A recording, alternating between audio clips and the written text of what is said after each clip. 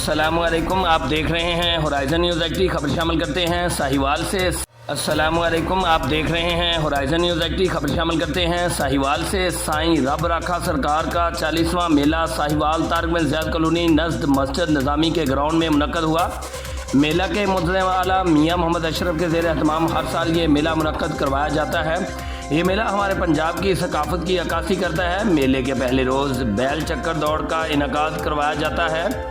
इस चक्कर दौड़ में हिस्सा लेने के लिए इलाका भर से बैल लाए गए। शौकीन हजरात ये महंगे बैल पालते हैं और इस चक्कर दौड़ के लिए तैयारी करते हैं।